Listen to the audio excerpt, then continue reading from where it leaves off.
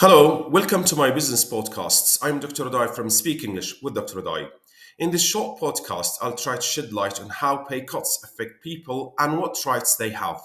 But first, let's take a quick look at the big problem that hit the world in 2019, the global pandemic. This pandemic was not just a health issue, it was a big economic problem too. Almost every country saw their economy slow down, with some businesses almost stopping completely.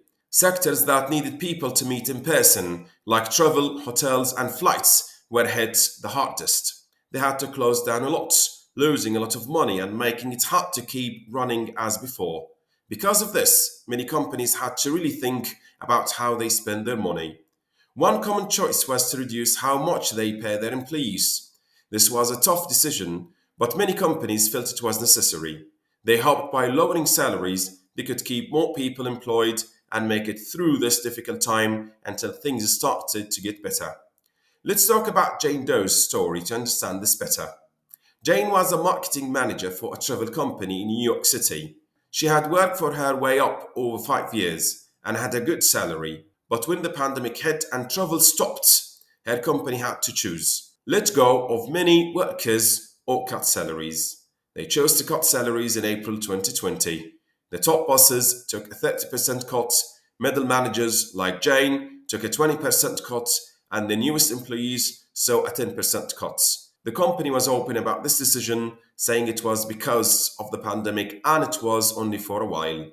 Jane was sad about earning less, but was thankful to still have a job. She adjusted her spending and put off some big plans. With more free time, Jane decided to learn more about digital marketing online. This new skill set her up well for any future changes in her industry towards more online experiences because of the pandemic. By the middle of 2021, as vaccines were given out and travel rules were relaxed, the travel industry started to pick up again.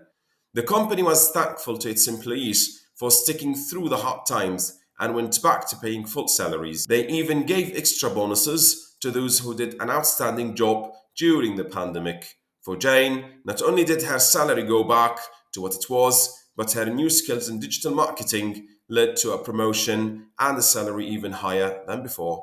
So, the big lesson from the 1920 pandemic is how tough times tested the strength and flexibility of both companies and employees. Pay cuts were a quick response to the economic problems, but they also showed how important it is to talk openly, stay loyal, and be ready to adapt. People like Jane got through these challenges by being open to change and getting ready for a different world after the pandemic. I hope you've enjoyed listening to this short podcast.